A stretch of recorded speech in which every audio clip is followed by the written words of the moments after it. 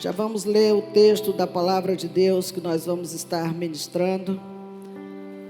Abra sua Bíblia em 1 Reis, capítulo 13. Nós vamos ler do versículo 1 ao 6. 1 Reis, capítulo 13, versículo 1 ao 6.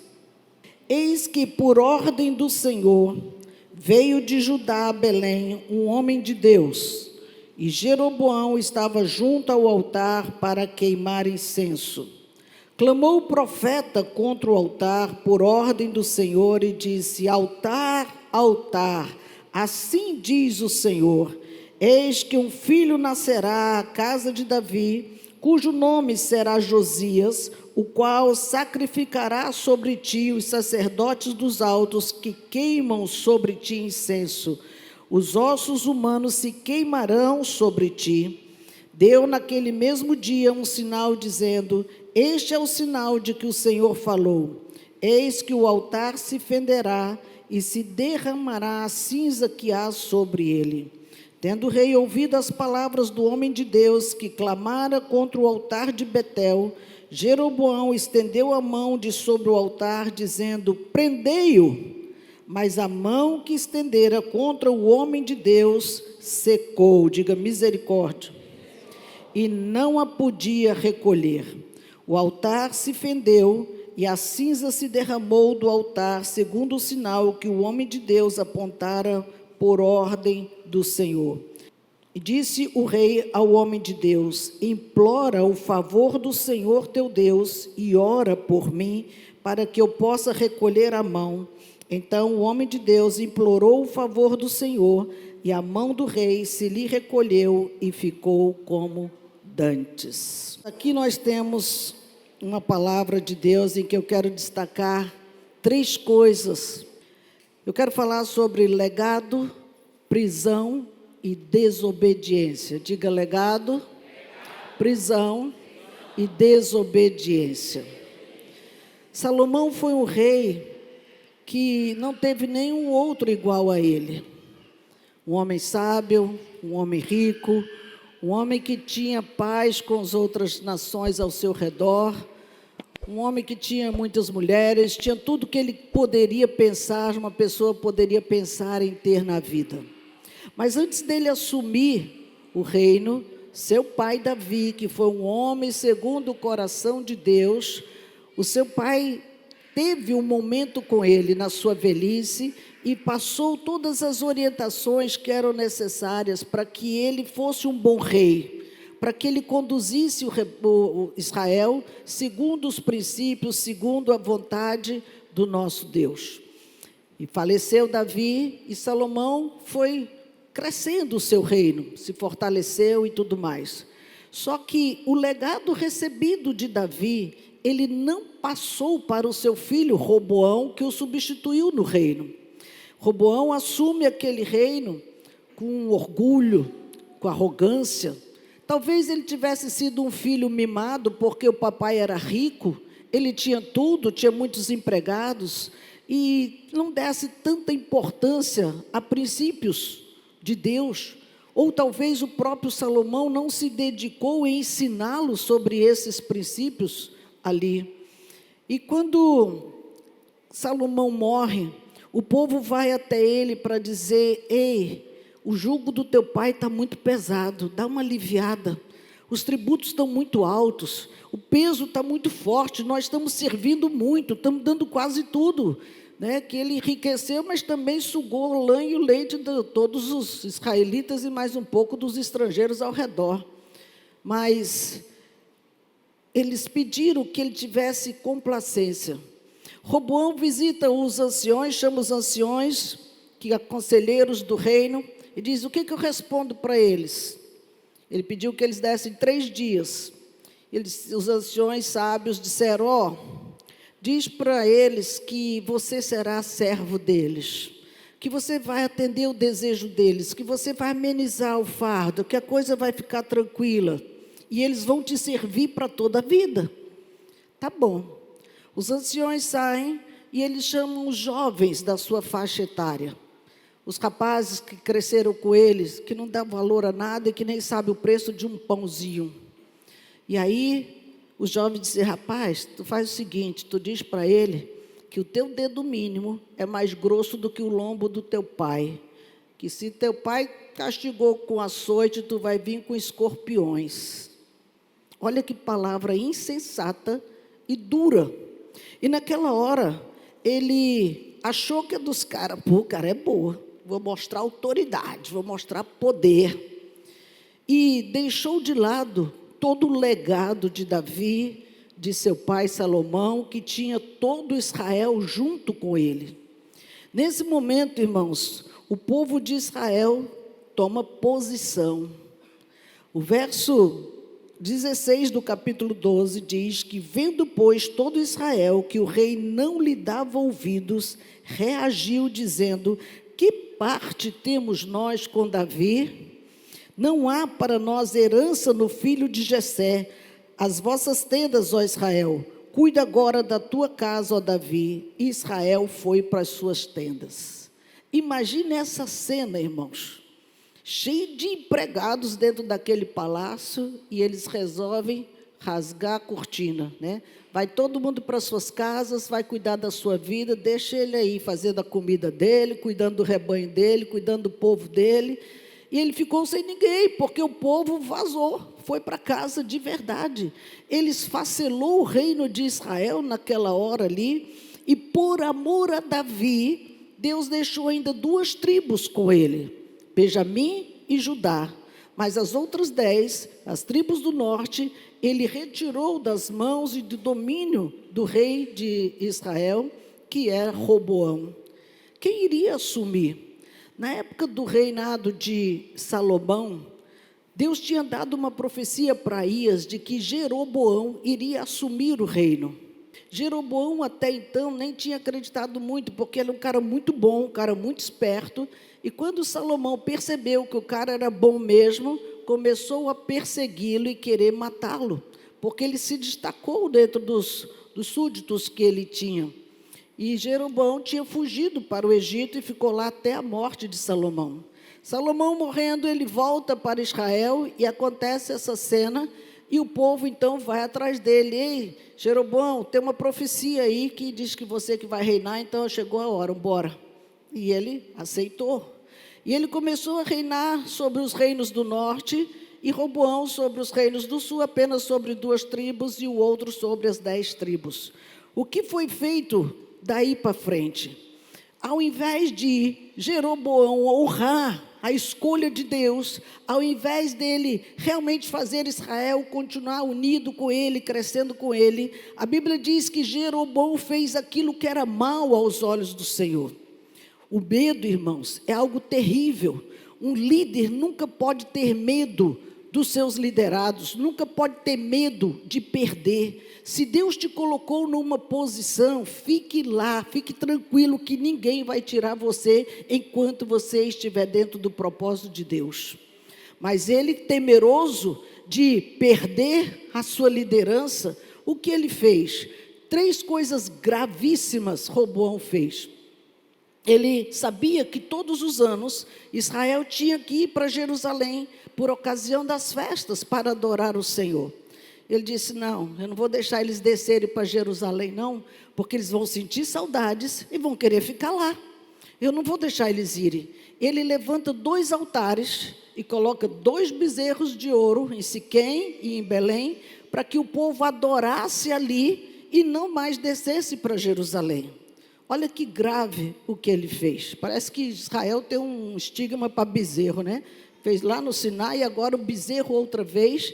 E diz: olha, esse aqui são os teus deuses que tirou vocês do Egito. Adora agora aqui, ninguém vai descer para Jerusalém, é aqui que vocês vão oferecer sacrifícios, é aqui que a coisa vai funcionar. E a idolatria foi mal aos olhos do Senhor. Além dele instituir uma idolatria, um bezerro que não era nada, não falava, não andava, não agia, nunca fez nada por Israel, ele cometeu o segundo erro gravíssimo. Todo Israel sabia que para ser sacerdote tinha que ser da linhagem de Levi. E ele então começou a nomear sacerdotes que não tinham nada a ver com a tribo de Levi, eram homens leigos, homens sem compromissos com Deus ou coisa nenhuma. Agora, os sacerdotes que ofereciam sacrifícios, aqueles bezerros, como se fosse um sacrifício para o Deus que era deles. O terceiro e grave comando que Jeroboão deu foi mudar as datas das festas. As datas das festas, Levítico, nós estudamos todo ano, quando, por ocasião das festas bíblicas, são as mesmas desde o princípio. E ele disse, não, agora vai ser nesse jeito aqui. E mudou e colocou do seu jeito. Irmãos, não podemos achar que vamos liderar do nosso jeito, contrariando princípios. Deus nunca vai honrar um líder que quebra princípios, nunca.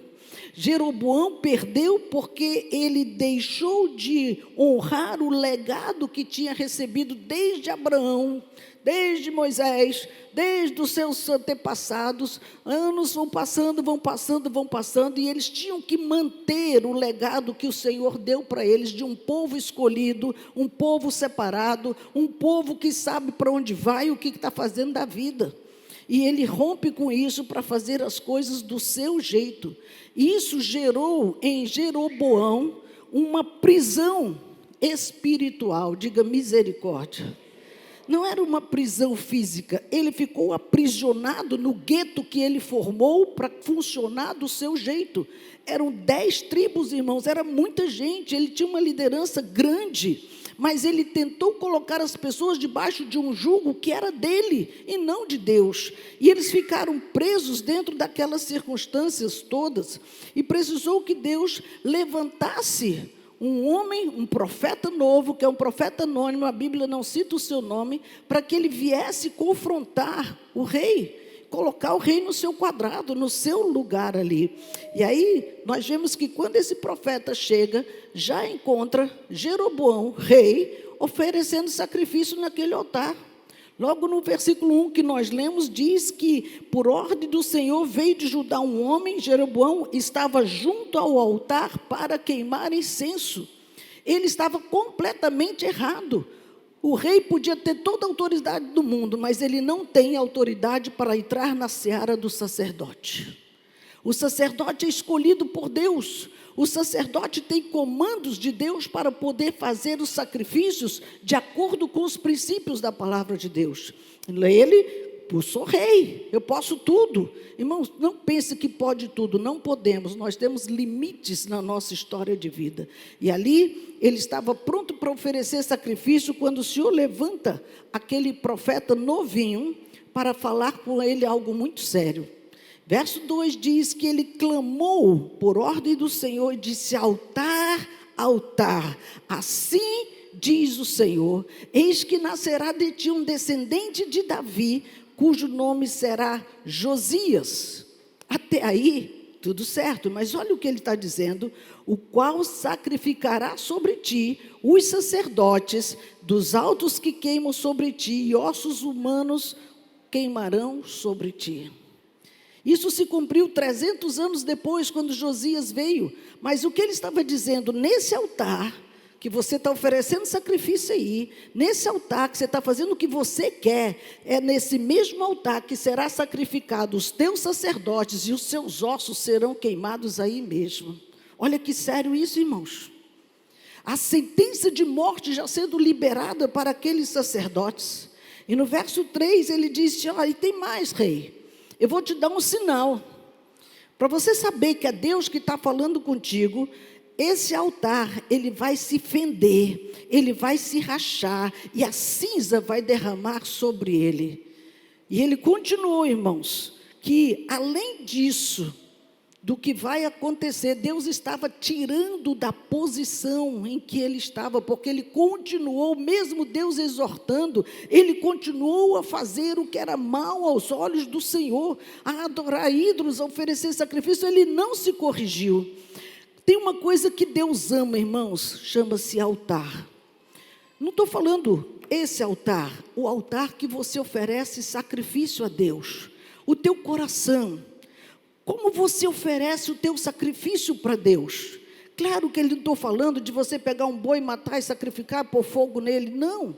o tempo que você se dedica para o teu altar, os princípios que foram estabelecidos para que esse sacrifício chegasse aos céus e agradasse o coração de Deus, e ele suspirasse o aroma suave do que sairia daquele sacrifício. Veja, irmãos, que o homem estava dizendo que quando o altar se fendesse, aquela cinza derramaria, ele estava dizendo: eu não estou recebendo o teu sacrifício. Se o nosso incenso não sobe aos céus e são meras cinzas, elas serão derramadas, porque nunca chegarão ao altar de Deus. Diga misericórdia. Era um altar ilegítimo, irmãos. Ele não tinha autorização para estar onde está, fazer o que estava fazendo, tirando a legalidade do sacerdote. E aí no verso 4 foi o que eu achei mais grave disso tudo. Tendo o rei ouvido essas palavras do homem de Deus, que clamava contra o altar de Betel, Jeroboão estendeu a mão. Olha isso aqui, irmãos. Prendei-o! Ele é rei.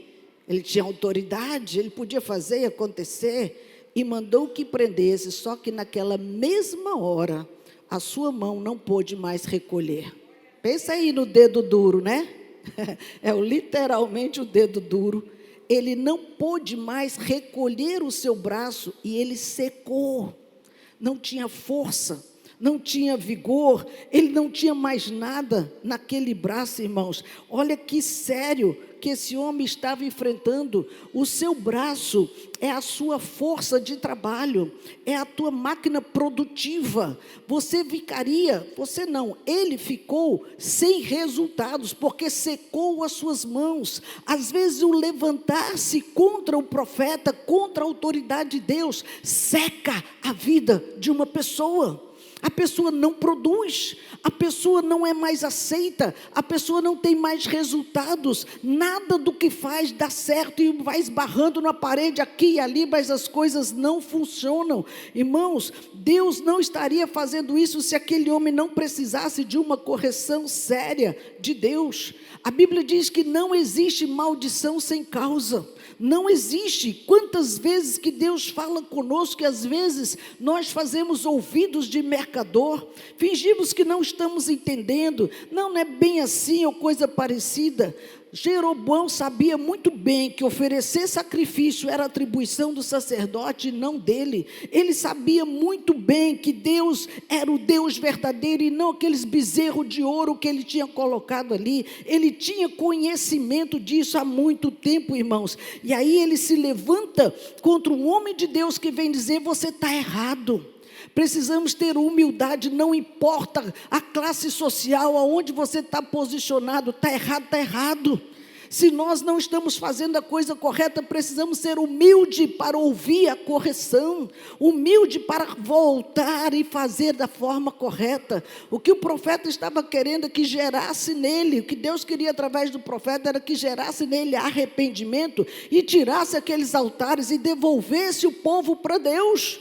Ele tirou o povo de Deus, diga misericórdia. Irmãos, pensa nisso, você tirar o povo da presença de Deus por uma atitude insana, por uma atitude ditadora, por uma atitude egoísta. Não é meu, que teu nada, é de Deus, devolva para Deus. Nós não podemos querer tomar posse de algo que não é nosso. Isso é muito sério, irmãos. Aquele homem de Deus sabia que o Senhor sempre foi o Senhor de Israel, mas mesmo assim ele confrontava. E às vezes, quando nós somos resistentes, é preciso que o Senhor toque no nosso corpo, como tocou no braço daquele homem. Ele ficou duro e seco, ele não podia fazer mais nada, ele não podia se movimentar, ele não podia fazer coisa alguma. Foi quando caiu a ficha: eu não sou nada. É muito difícil ter que viver isso, irmãos. Deus tem que tocar no nosso corpo para a gente reconhecer a nossa essência, reconhecer que nós não somos nada. E às vezes a enfermidade vem para tratar nosso orgulho, a enfermidade vem para tratar a nossa carne, a nossa arrogância, e sabermos que nós não somos nada se não for a mão do Senhor sobre nossas vidas. Jeroboão precisava dessa lição no seu corpo. Às vezes Deus quer nos mostrar e nós estamos endurecendo. E aí quando Ele toca na nossa carne, nós entendemos que, como vimos na pandemia, não importa posição, dinheiro, família rica, não importa nada, todo mundo estava brigando pela mesma coisa, que era oxigênio. Queria o ar, quero respirar, preciso da máscara, preciso daquela bomba lá, aquela turbina lá. Nós todos ficamos equiparados naquela pandemia, irmãos, quando nós percebemos que não somos nada. Mas não, eu tenho dinheiro, eu tenho posição, eu tenho não sei o quê, ainda estende a mão para afrontar o profeta de Deus. Temos que ter muito cuidado com isso, irmãos.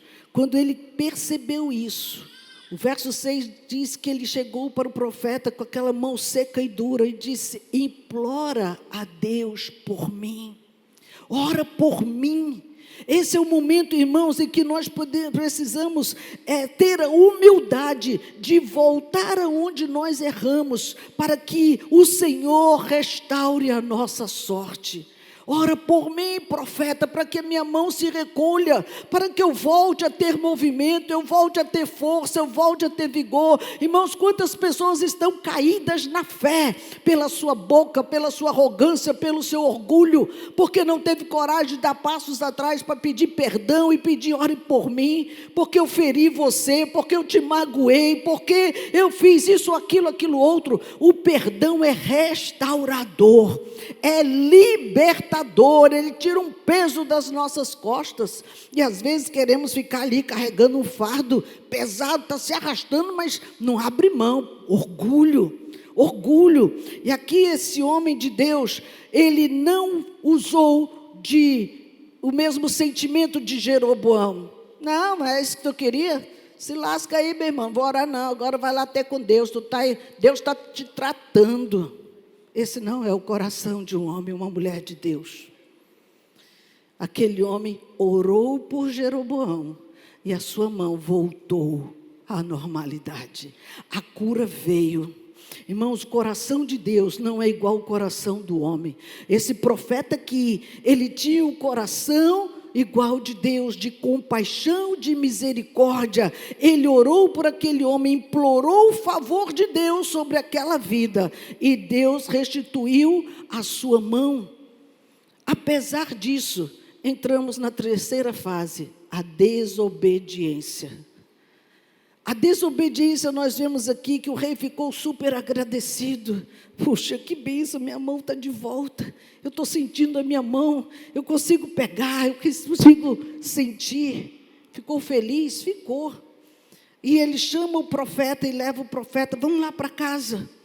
Vamos lá em casa, eu vou te dar água para beber, eu vou te dar pão para comer, eu vou te recompensar pelo que aconteceu. Verso 7, ele disse: não, eu não posso ir com você. No verso 8 e 9 diz: ainda que me desse a metade da tua casa, eu não iria contigo, e nem comeria pão, nem beberia água neste lugar, porque assim me ordenou o Senhor pela sua palavra, dizendo: não comerás pão, nem beberás água, e não voltarás pelo caminho que fostes. Quando Deus te der uma missão, cumpre a missão exatamente como Ele te disse. Não muda. Não muda, irmãos. Segue o que Ele te falou. Vamos lá para casa, vamos comer, vamos nos alegrar, está tudo certo agora. E Deus disse: não vá. Você vai lá, você vai falar essa profecia contra o altar. Era um profeta novo, tá? Faça como eu estou te dizendo e volte, não fale com ninguém, não pare em lugar nenhum, não beba na casa de ninguém, e volte para casa. Foi o comando que Deus deu para o profeta novo. E ele segurou isso com o rei. Ele precisava manter a palavra de Deus. Só que, como profetas, como líderes, irmãos, nós somos provados. Ele passou pelo primeiro teste de obediência a Deus em não seguir com o rei, mas ele tropeçou no segundo teste que Deus deu para ele de obediência. Quando ele estava voltando para casa, havia um profeta velho em Betel. Quando ele soube tudo o que aconteceu naquele lugar, ele ficou maravilhado. eu quero encontrar esse homem, veja onde ele está. E ele procurou saber onde ele estava, albardou o jumento e foi encontrar com o profeta novo. O profeta velho foi atrás do profeta novo. E encontrou-o sentado debaixo de um carvalho e o chamou para estar com ele, irmãos. Vem comer pão comigo lá na minha casa. E o profeta novo deu a mesma resposta que ele deu para o rei: não, eu não posso ir contigo. Eu não entrarei com você em lugar nenhum. Não comerei pão e nem vou beber água. Ele disse: não, mas eu também sou profeta igual você. Olha o laço. Eu também sou profeta como você, verso 18. E um anjo me falou por ordem do Senhor, dizendo: faze-o voltar contigo à tua casa, para que coma pão e beba água. Porém, mentiu-lhe. Está escrito isso aí na sua Bíblia? Na minha está. O profeta velho mentiu. Mas era profeta, mentiu. Ah, é um sacerdote, mentiu. Se mentiu, mentiu, irmão. Não importa o título que ele tem. Deus nunca dá um comando para depois ele desfazer o comando que ele deu. Que Deus incoerente é esse? Não tem nenhum texto que Deus me manda voltar de uma jornada que ele me manda ir. Se ele mandou ir, vai, ele não vai te parar no meio do caminho. Não, eu mudei de ideia, volta para casa. Que Deus é esse confuso? Esse não é o nosso Deus, irmãos. Porque nós precisamos ouvir o que Deus tem e discernir vozes. Querido, aprenda a discernir a voz do Senhor. Ele não te manda recuar, a ordem é vai, avança, não tema, seja corajoso, vai em frente. A vitória está na frente. Deus nunca mandou recuar. Nem nas guerras com Israel, ele sempre mandou ou esperar ou avançar. No entanto, aquele homem de Deus ignorou o comando de Deus para ouvir a orientação de um profeta velho. Diga misericórdia. Igreja, toma cuidado com isso. Não corra atrás da missionária A, B, ou C ou D. Não corra para monte A, B ou C ou D. Você tem a profecia na tua mão. Essa palavra é poder, é poder, é poder. Se Deus quiser falar com você, Ele vai falar aqui. Ele não precisa ter eis que te digo não. A palavra é poder libertador, irmãos. Esse profeta novo deixou a palavra de Deus para ouvir a palavra do profeta velho. Ele disse: não, vamos voltar. Eu também sou homem de Deus. Eu ouço a voz do Senhor. Querido, se Deus colocou você no caminho, o caminho chama Jesus. Não recue desse caminho. Você está andando, você vai ter muitas vozes querendo tirar você desse caminho. Vai em frente, olhe para frente. Não, mas Deus mandou você vir para cá. Perdeu. Ele não te mandou. Ele não falou com você. Ele não disse para você deixar Jesus para ouvir um homem. Ele não disse para você deixar Jesus para seguir alguém. Não, irmãos. O caminho é Jesus, vai em frente. Ele não colocou nenhum intermediário entre você e Jesus. Ele colocou Jesus entre você e Deus. Ponto, nada mais. Diga aleluias. Irmãos, eu estremeço com isso, porque as pessoas estão querendo ser deuses na vida dos outros. Nem eu, nem pastor nenhum, nem líder nenhum, nem parente nenhum, ninguém pode estar entre você e Deus. Você e Deus, Jesus Cristo é o único que abriu a porta para os céus. Aí você é o que então? Eu vou te ajudar para você não ficar tropeçando nem no meio do caminho, mas quem está na tua frente é Ele. Quem vai falar com você é Ele. Meu papel é te ajudar a ter contato com Ele. Vai lá, é Ele. É com Ele a tua experiência. Entra no teu quarto, fecha a tua porta, e lá você e Ele vão trocar as figurinhas que precisa. Ele vai dizer as coisas do coração dele para ti, e você do seu para Ele. É assim que funciona. Irmãos, nós somos saqueados, roubados e viciados a achar que o homem é melhor do que Deus, a ouvir a voz de um homem e não a voz de Deus. Não, querido, a voz de Deus é inconfundível. E nós não podemos dar ouvido nem a profeta velho, nem apóstolo velho, nem pessoa que seja lá quem for. Nunca deixe de ouvir Deus para me ouvir. Nunca. Ouça Deus acima de tudo. Se alguma palavra que eu falar, vai lá, confere, está aqui. Então foi Deus que falou comigo. Se não tiver aqui, deleta. Tem que ter, irmãos, esse costume dos bereanos. A Bíblia fala em Atos dos bereanos, que quando os apóstolos chegaram para pregar, tudo que eles falavam, eles iam lá conferir. Está escrito aqui, então é de Deus. Não está aqui, nada a ver. Já tirava. E nós precisamos ser essas pessoas. Aquele profeta velho que tirou o homem do caminho, a Bíblia diz que ele aceitou porque achou que era a voz de Deus e foi para a casa dele, sentou na mesa, começou a comer. Ele foi reprovado no teste da obediência, porque na hora que ele começou a comer, Deus tomou a boca do profeta velho que enganou o novo para dizer para ele da sua pena.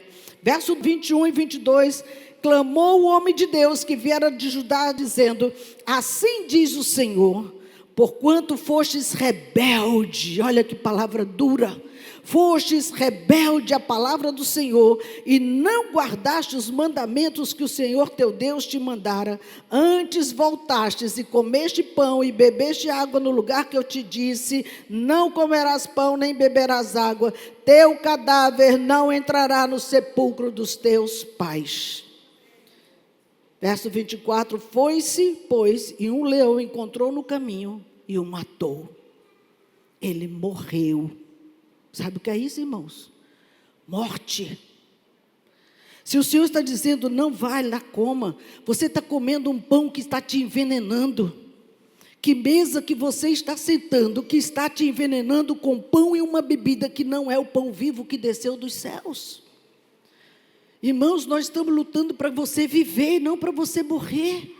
Não dê ouvidos a vozes estranhas, porque você foi rebelde à minha voz e voltou, desistiu, recuou do caminho, foi comer outro pão, foi beber outra água que não é água viva, que não é o pão vivo que desceu do céu. Agora a morte te alcançou. Olha que triste, aquele profeta não entrou no túmulo dos seus pais, ele morreu. E quando o velho foi atrás dele, o profeta velho, encontrou lá o cadáver, o jumento e o leão que o matou. O leão não estraçalhou o seu corpo, não comeu o jumento, estava tudo quietinho lá, porque a sentença de morte era só para o profeta que não ouviu a voz de Deus. Ele pegou aquele profeta, aquele cadáver, levou para um túmulo que era dele, lá onde ele morava, em Betel. Ele não entrou no túmulo de seus pais pela desobediência. Diga misericórdia. O preço da desobediência, irmãos, é muito alto. Não permita que isso aconteça com você. Ele gera morte. Passar a vida aqui, frequentando igreja, não entendendo que nós estamos fazendo ou formando um legado para gerações futuras. Nós estamos preparando uma nova geração. Eu dizia para a equipe essa semana, às vezes nós achamos, não, Deus não vai cumprir as suas promessas, está demorando muito. Eu vi até uma pergunta de um jovem aí, por que parece que Deus não responde? Por que parece que você não vê? Porque o que Deus está fazendo precisa ser visto para aquele que pediu, aquele que crê e aquele que está vivendo as promessas de Deus. Às vezes, irmãos, nós pedimos até esquecemos o que pedimos de Deus. E o Deus precisa nos lembrar. Nós não estamos querendo enxergar as coisas de Deus e é só aquilo que nos interessa. Igreja, presta atenção nisso. Nós não vamos estar aqui passando nessa vida por acaso. Nós estamos formando uma descendência forte e numerosa. Hoje eu e você estamos aqui colhendo frutos de uma terra que nós não aramos, de uma semente que nós não jogamos, de um campo que nós não cuidamos, mas teve guerreiros no passado que fizeram isso. Qual era o nosso trabalho? O nosso trabalho era preparar os trabalhadores para essa colheita.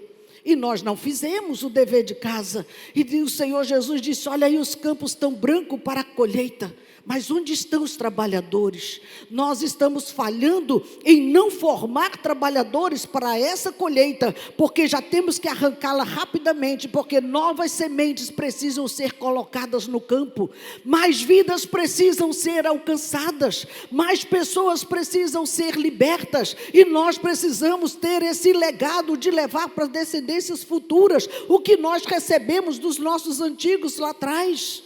Eles trabalharam duro, sem ter a menor condição como nós temos hoje. E nós temos toda essa estrutura e ainda estamos dando mole por aqui. Outra coisa importante, irmãos. Quando Deus fez a promessa para Abraão, Ele disse que ele seria pai de multidões. Um pai de multidões que não tinha sequer um filho. Ele foi ter filho velho, sim ou não? Como que eu vou ter um filho com 100 anos e vou ter uma multidão? Ele viu a sua multidão? Mas hoje nós somos a multidão de Abraão. Deus cumpriu ou não cumpriu a sua promessa? Tem promessas, irmãos, que talvez eu não vá ver nem você, mas nossa descendência tem um legado e eles vão receber. Eles vão saber que eles são frutos do nosso trabalho. É um legado que nós estamos deixando para a descendência futura. Agora, ao invés disso, de fazer o dever de casa, nós ficamos presos numa palavra liberada que interrompe a nossa conquista. Diga misericórdia. Não deixe que ninguém aprisione seus sonhos. Ninguém aprisione sua conquista. Ninguém faça você não ouvir mais a voz de Deus. Fica ligado nos céus. Essa voz é estranha, não ouça. Essa voz está esquisita, não ouça. Ouça a voz do Senhor, porque podemos morrer pela desobediência de ouvir a voz errada. Ouvir a voz errada gera morte. Por isso que hoje o Senhor está nos chamando, irmãos, por uma restauração do chamado, para que a gente tenha um compromisso com as gerações futuras. Eu tenho que deixar um legado, eu tenho que deixar sementes para meus filhos e netos. Nós podemos até não ver o que vai acontecer, mas vamos saber, quando chegar na glória, esse aqui era teus frutos. Olha, isso aqui são frutos do teu investimento. Deus vai nos honrar sim com os galardões, com os frutos do nosso trabalho. Por isso, não fique debaixo de um discipulado viciado. Nós ficamos viciados num discipulado errado, irmãos. E nós estamos tentando corrigir a rota, não resista. Estamos corrigindo a rota errada que nós andamos por muito tempo. E agora nós somos ovelhas de Jesus de verdade. E temos que cuidar até que Ele venha da nossa história.